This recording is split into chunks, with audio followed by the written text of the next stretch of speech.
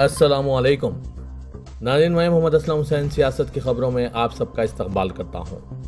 आज 1 सितंबर 2024 है। इस्लामिक तारीख के हिसाब से आज 26 सफ़र 1446 हिजरी है। पेश है आज की कुछ अहम खबरें। आज इतवार को सितंबर के महीने का आगाज़ हुआ है और 1 सितंबर 2024 की अलग सुबह एलपीजी गैस सिलेंडर पर महंगाई का झटका लगा है। माह अगस्त के बाद सितंबर में एक बार फिर ऑयल मार्केटिंग कंपनियों ने एलपीजी सिलेंडर की कीमतों में इजाफा किया है। ताहम इस बार भी 19 किलो के कमर्शियल एलपीजी की गैस सिलेंडर की कीमतों में तब्दीली की गई है, जबकि 14 किलो के घरेलू गैस सिलेंडर की कीमतें बदस्तूर बरकरार है। आज इतवार से दिल्ली में कमर्शियल एलपीजी गैस सिलेंडर 39 रुपये महंगा हो गया है। IOCL की वेबसाइट के मुताबिक दिल्ली से हैदराबाद तक कमर्शियल गैस सिलेंडर की नई कीमतें आज इतवार की सुबह 6 बजे से लागू कर दी गई है। ताज़ा तरीन तब्दीली के बाद अब दारुल-हुकूमत दिल्ली में 19 किलो के एलपीजी गैस सिलेंडर की कीमत 1652 रुपये 50 पैसे से बढ़कर 1691 रुपये 50 पैसे हो गई है। यहाँ फी सिलेंडर 39 रुपये का इजाफा किया गया। अगर हम कोलकाता की बात करें तो कमर्शियल गैस सिलेंडर की कीमत कोलकाता में अब 1764 रुपये 50 पैसे से बढ़कर 1802 रुपये 50 पैसे हो गया है, यानी यहाँ 38 रुपये महंगा हो गया है। वहीं रियासत तेलंगाना के दारुल-हुकूमत शहर हैदराबाद में 19 किलो के कमर्शियल गैस सिलेंडर की कीमत 1881 रुपये से बढ़कर 1919 रुपये हो गई है। भारतीय जनता पार्टी यानी बीजेपी अक़लियती मिहाज ने वक्फ बोर्ड तरमीमी एक्ट 2024 के सिलसिले में मुस्लिम कम्युनिटी से बातचीत करने और इनकी तजावीज़ जमा करने के लिए एक 7 रुकनी टीम तश्कील दी है। तौक़्क़े है कि टीम अपनी रिपोर्ट बीजेपी के कौमी सदर और मुश्तरका पार्लिमानी कमेटी के चेयरमैन को पेश करेगी। 7 रुकनी टीम में वक्फ बोर्ड उत्तराखंड के चेयरमैन शादाब शम्स शामिल हैं। तनवर पटेल वक्फ बोर्ड मध्य प्रदेश के चेयरमैन, चौधरी जाकिर हुसैन वक्फ बोर्ड हरियाणा के एडमिनिस्ट्रेटर, मोहसिन लोखंडवाला वक्फ बोर्ड गुजरात के चेयरमैन, मौलाना हबीब हैदर बीजेपी अक़लियती मिहाज के कौमी executive member, Nasir Hussain BJP अक़लियती मिहाज के कौमी एग्जीक्यूटिव मेंबर और राज बाली वक्फ बोर्ड हिमाचल प्रदेश के साबिक़ चेयरमैन हैं। ये टीम आज ही तश्कील दी गई है। भारतीय जनता पार्टी हुक्मरानी वाली रियासतों में मुसलमान गैर महफूज हैं।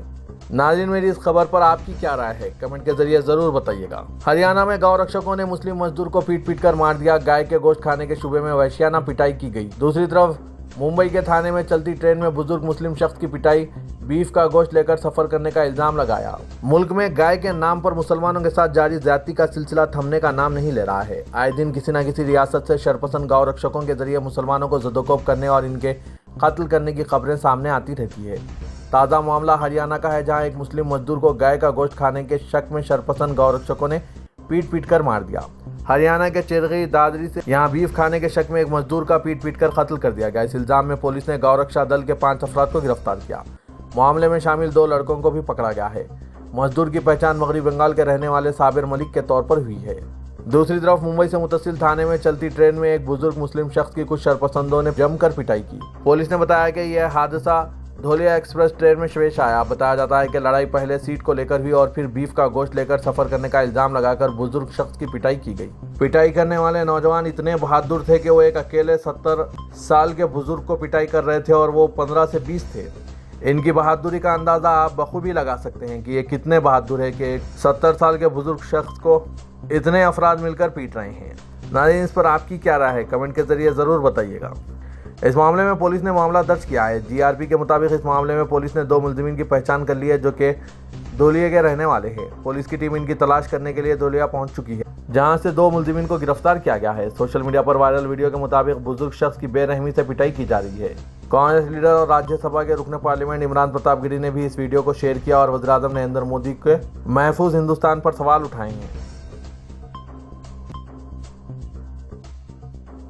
आसाम के वज़ीर-ए-आला हिमंता बिस्वा शर्मा, जो अपनी मुस्लिम दुश्मन ज़हनियत, बयानात और इक़दामात की वजह से इस वक्त सुर्खियों में हैं, इनसे AIUDF all India democratic front के रुकने असेंबली मुजीबुर रहमान ने ये चुभता हुआ सवाल पूछा है कि आप मुसलमानों को कितना सताएंगे। उन्होंने कहा कि हर जुमे को हमें नमाज के लिए 1 से 2 घंटे मिलते थे। ये रिवायत 1936 से जारी थी। इस दौरान बहुत सी हुकूमतें और वज़ीर-ए-आला आए, लेकिन इन्हें कोई दिक्कत नहीं हुई। हमें नहीं मालूम कि मौजूदा वज़ीर-ए-आला हिमंता बिस्वा शर्मा को क्या परेशानी है। वो मुसलमानों को रियासत और मुल्क से ही बाहर निकाल देना चाहते हैं, लेकिन ऐसा कर नहीं पा रहे हैं। इसीलिए बौखलाहट में इस तरह के इक़दाम कर रहे हैं। मुजीबुर रहमान ने मजीद कहा कि आप मुसलमानों की शिनाख्त से जुड़ी हर चीज़ ख़त्म करना चाहते हैं। आप एक से ज़्यादा शादी को ख़त्म करना चाहते हैं। आप मुसलमानों की शादी और तलाक़ को ख़त्म करना चाहते हैं। मुजीबुर रहमान ने हिमांता बिस्वा शर्मा से सवाल किया कि आप मुसलमानों पर कितना जुल्म करेंगे और इनसे कितनी नफरत करेंगे। हकीकत यह है कि इस वक्त पूरा मुल्क आपको देख रहा है और आपसे नफरत कर रहा है। दरअसल जेडीयू और समाजवादी पार्टी ने भी आसाम हुकूमत के इक़दाम पर शदीद एतराज़ जताया है। जेडीयू के सीनियर लीडर नीरज कुमार ने हिमांता बिस्वा शर्मा को नसीहत की कि यह मुल्क सेकुलर है, आइन भी सेकुलर है और यहाँ सभी को अपने अपने मजहब पर अमल करने की आज़ादी है। ये बात बीजेपी लीडरों को मालूम होनी चाहिए। इलेक्शन कमीशन ऑफ इंडिया ने हरियाणा में बीजेपी के पोलिंग की तारीख को तब्दील करने के मुतालबे को तस्लीम कर लिया और नई तारीख का ऐलान कर दिया। इलेक्शन कमीशन के मुताबिक हरियाणा की तमाम 90 असेंबली नशिस्तों पर अब 1 अक्टूबर को नहीं बल्कि 5 अक्टूबर को वोट डाले जाएंगे। साथ ही 4 अक्टूबर को होने वाली वोटों की गिनती अब 8 अक्टूबर को होगी। इसका मतलब है कि जम्मू कश्मीर के लिए भी वोटों की गिनती की तारीख में भी तोसी हो गई है, क्योंकि दोनों ही रियासतों के वोटों की गिनती पहले 4 अक्टूबर को होने वाली थी, जिसे अब तब्दील करके 8 अक्टूबर कर दिया गया। इलेक्शन कमीशन का कहना है कि काफ़ी गौर व खौज के बाद यह फैसला किया गया ताकि वोटर्स बड़ी तादाद में अपने हक रायदही का इस्तेमाल कर सकें। मरकजी वजीर गिरिराज सिंह, जो मुसलमानों के ताल्लुक से हमेशा मुतनाज़ा और इश्तियाल अंगेज बयानबाजी करते रहते हैं, इनके हल्के बेगूसराय में जनता दरबार के दौरान इन पर हमला किया गया। हमलावर को गिरफ्तार कर लिया गया है। इसकी शिनाख्त मोहम्मद सैफी के तौर पर हुई है। ज़राए के मुताबिक मोहम्मद सैफी जनता दरबार में शामिल था। जैसे ही इसका मौका आया, इसने पहले तो गिरिराज सिंह के मुसलमानों के खिलाफ मौक़िफ़ पर इन्हें सख्त तनकीद की और जब बीजेपी कारकुनों ने इससे माइक छीनने की कोशिश की तो इसने गिरिराज सिंह के करीब पहुंचकर इन्हें मुक्के मारने की कोशिश की, मगर वहां मौजूद पुलिस एहलकारों ने गिरिराज सिंह को वहां से हटा दिया। इस वाक़े की वजह से जनता दरबार में थोड़ी देर के लिए अफरा तफरी मच गई थी, लेकिन बाद में मोहम्मद सैफी को गिरफ्तार कर लिया गया। हमले से गिरिराज सिंह ने कहा कि वो ऐसी किसी भी हरकत से डरने वाले नहीं हैं। कुल हिंद मुस्लिम पर्सनल लॉ बोर्ड के अहदेदारों के एक वफ्द ने कर्नाटक के चीफ मिनिस्टर सिद्धारामैया से मुलाकात की और वक्फ तरमीम बिल की मुखालिफत के लिए इनकी तायीद तलब की। पर्सनल लॉ बोर्ड के जनरल सेक्रेटरी मौलाना मोहम्मद फजलुर रहीम मुजद्ददी ने चीफ मिनिस्टर से अपील की कि बोर्ड बिल की मुखालिफत के लिए इनकी तायीद चाहता है ताकि मरकज़ पार्लियामेंट में इस बिल को मंजूर ना कर सके। उन्होंने कहा कि हुकूमत शातिर तरीके से ये मसाइल उठा रही है और यह तासुर पेश करने की कोशिश कर रही है कि यह मुसलमानों के लिए फ़ायदेमंद है। उन्होंने कहा कि मुस्लिम बरादरी अच्छी तरह से मरकज़ी हुकूमत के इस खेल को जानती और समझती है। बज़ाहिर मुजव्विदा तरामीम एकतरफ़ा और दस्तूर हिंद की दफ़ात 29, 26, 25 और 14 की खिलाफ वर्जी है। उन्होंने कहा कि अगर ये क़वानीन दस्तूर की खिलाफ वर्जी नहीं है तब भी इस तरह के क़वानीन कागज़ पर सीधे नज़र आते हैं, लेकिन इनका निफाज पेचीदा हो जाता है और इनका इस्तेमाल मखसूस तबक़ात को निशाना बनाने के लिए किया जाता है और इससे अवाम में बेचैनी पैदा की जा रही है। उन्होंने कहा कि यह कानून मुसलमानों में अदम इत्मीनान पैदा करने की वजह बन सकता है। समाजवादी पार्टी के कौमी सदर और खुनूस से रुकने पार्लियामेंट अखिलेश यादव ने वज़ीर आला उत्तर प्रदेश योगी आदित्यनाथ के लाल टोपी काले कारनामे वाले बयान पर लगातार दूसरे दिन सख्त रद्दअमल का इजहार किया। उन्होंने कहा कि जो लोग इनकी और इनकी पार्टी की लाल टोपी पर तबसरा कर रहे हैं, इन्हें खुद भी एक टोपी की ज़रूरत हो सकती है। इसके अलावा उन्होंने वज़ीर आला के बांग्लादेश पर किए गए तबसरे पर कहा कि अगर इनकी किसी दूसरे मुल्क के मामले में इनका कोई मौक़िफ़ है तो इन्हें वज़ीर आज़म नरेंद्र मोदी और मरकज़ी वज़ीर ख़ारजा से बात करना चाहिए। दरअसल वो सड़कों पर बदआमनी फैलाना चाहते हैं। वाज़ेह है कि बांग्लादेश के हालात पर गुज़िश्ता दिनों योगी ने हिंदुओं से इत्तेहाद की अपील करते हुए कहा था कि बटोगे तो कटोगे। इसी बयान पर अखिलेश ने यह बात कही। अखिलेश यादव अपने हामियों से मुलाकात करने खुनूज पहुंचे, जहां उन्होंने योगी को निशाना बनाया। जम्मू कश्मीर में रुकने पार्लियामेंट और नेशनल कॉन्फ्रेंस के सीनियर लीडर आगा रूहुल्लाह मेहदी का कहना है कि दफ़ा 370 की बहाली हमारा आखिरी हदफ नहीं है, बल्कि यह खुद मुख्तारी के हदफ की तरफ पहला कदम है। उन्होंने कहा कि अक्सरियत मिलने पर नेशनल कॉन्फ्रेंस का असेंबली में 2019 के फैसलों को मुस्तरद करने के लिए करारदाद पास करना पहला कदम होगा। इनका कहना था कि हम इलेक्शन कमीशन से वजाहत चाहते हैं कि इस वक्त पुलिस और इंतजामिया में तब्दीलियों की क्या ज़रूरत थी। रुकने पार्लियामेंट ने पार्टी हेडक्वार्टर 9 सुबह पर एक प्रेस कॉन्फ्रेंस से खिताब के दौरान ये बात कही। उन्होंने कहा कि 2019 में जो हमसे छीना गया था, हम इन्हें वापस हासिल करने की जद्दोजहद करेंगे। बॉलीवुड अदाकारा कंगना रनावत की फिल्म इमरजेंसी तनाज़े का शिकार हो गई। ज़राए के मुताबिक यह फिल्म सेंसर बोर्ड में फंस गई है। फिलहाल इसे ग्रीन सिग्नल नहीं मिला है। अदाकारा का कहना है कि मुझे बहुत अफसोस है क्योंकि इंदिरा गांधी की बायोपिक सेंसर बोर्ड में फंस गई। सोशल मीडिया प्लेटफॉर्म एक्स पर शेयर किए गए एक वीडियो पैगाम में कंगना रनावत ने इस खबर की तस्दीक करते हुए कहा कि अफवाहें हैं कि हमारी फिल्म इमरजेंसी को सेंसर सर्टिफिकेट मिल गया है। यह सच नहीं है। दर हकीकत हमारी फिल्म को पहले क्लियर कर दिया गया था, लेकिन इस पर कई धमकियों की वजह से सर्टिफिकेशन रोक दिया गया।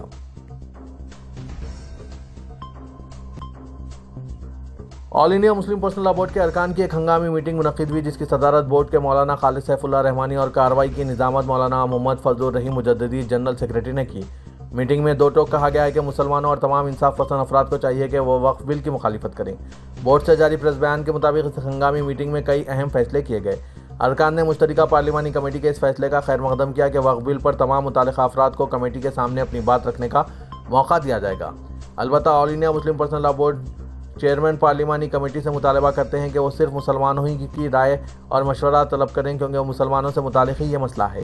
बोर्ड की कोशिश होगी कि ज़्यादा से ज़्यादा मुसलमान जॉइंट पार्लिमानी कमेटी को ईमेल या डाक के जरिए ये जवाब भेजें। दोनों शहरों हैदराबाद और सिकंदराबाद में जुमे की रात से लगातार शदीद बारिश का सिलसिला जारी है। आज इतवार की सुबह भी बारिश हो रही है। बारिश का सिलसिला कभी हल्की तो कभी तेज रिकॉर्ड की जा रही है।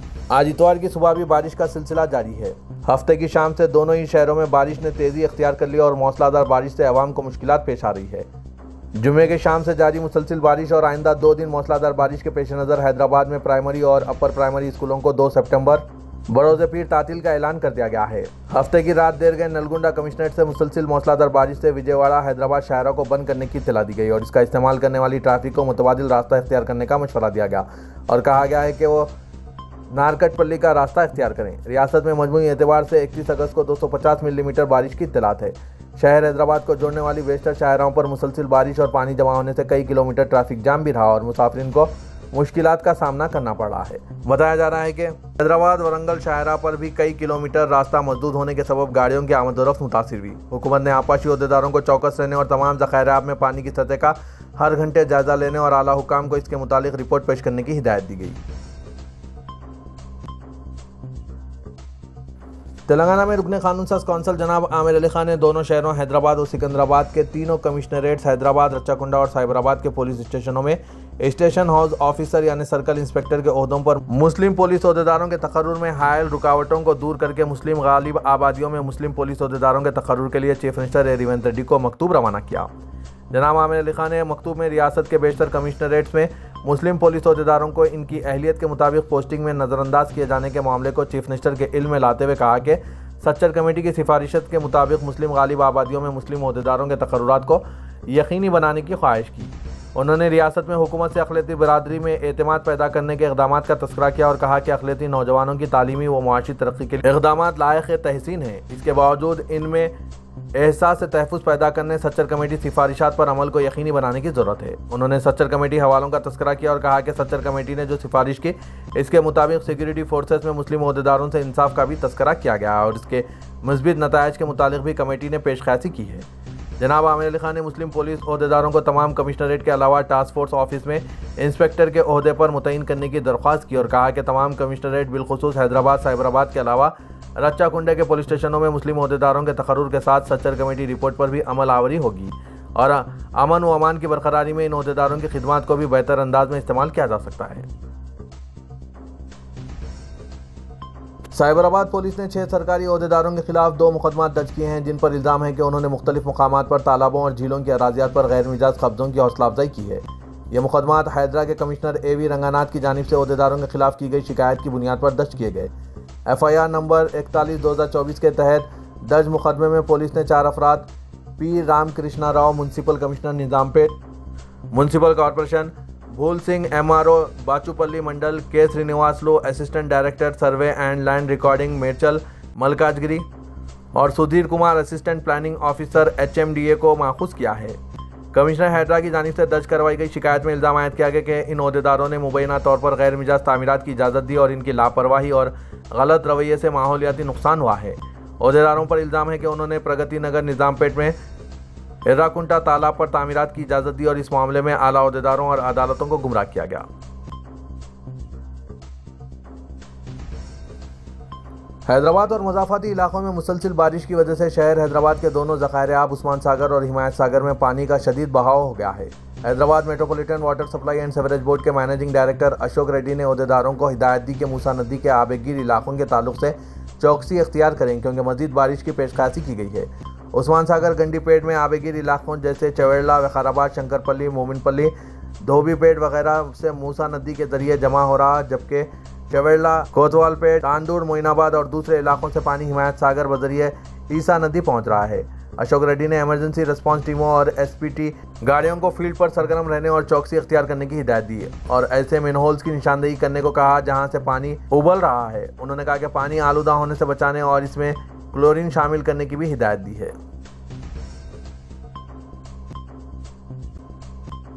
हैदरा ने आज गगन पहाड़ राजेंद्र नगर के इलाके में बड़े पैमाने पर कार्रवाई के दौरान सनती इदारों के शेड्स और बाउंड्री वॉल्स को मुनहदिम करके एफटीएल में किए गए कब्जेजात को बर्खास्त करने के इक़दाम किए।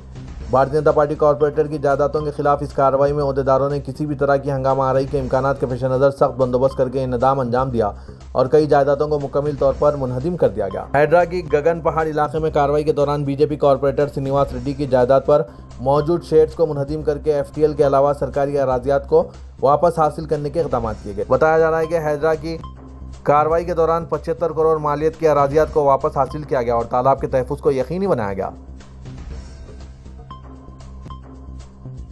तेलंगाना में मूसलाधार बारिश के पेश नज़र तेलंगाना के वज़ीर आला रेवंत रेड्डी ने तमाम सरकारी महकमों के ओहदेदारों को हाई अलर्ट पर रहने को कहा है।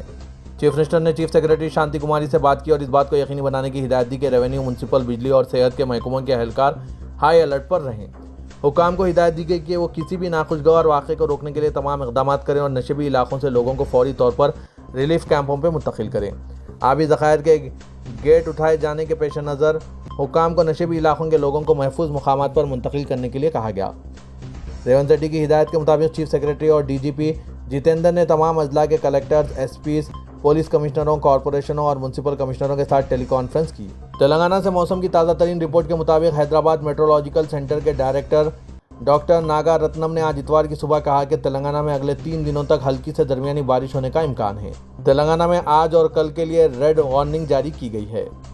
मशरक़ी और शुमाली मशरक़ी अजला को रेड वार्निंग जारी की गई और शुमाली और जुनूबी अजला को आज और कल के लिए ऑरेंज वार्निंग जारी की गई। तमाम अजला में शदीद बारिश की वार्निंग जारी की गई है। हैदराबाद में आज और कल के लिए दरमियानी बारिश और तेज़ बारिश की वार्निंग जारी की गई है। इदारे सियासत के महबूब हुसैन जिगर कैरियर गाइडेंस सेंटर वाक़ दफ्तर सियासत एबिट्स में IT से मरबूत कोर्सेस की तरबियत की गर्ज से पाइथन फुल स्टैक डेवलपमेंट का आगाज़ अमल में लाया गया है। इदारे की जानिब से पेश किए जा रहे Python full stack development course में HTML, MySQL, CSS, JavaScript, Django, Python वगैरह कराया जा रहा है। ख्वाहिशमंद उम्मीदवार इस जरीन मौके से इस्तेफादा हासिल कर सकते हैं। पाइथन फुल स्टैक डेवलपमेंट का फ्री बूट कैंप कल पीर 2 सितंबर 2024 को शाम 6 बजे से अमल में लाया जा रहा है। मज़ीद तफसीलात के लिए इन फ़ोन नंबरात पर रब्त पैदा कर सकते हैं। फ़ोन नंबर है 9000191481 9393876978।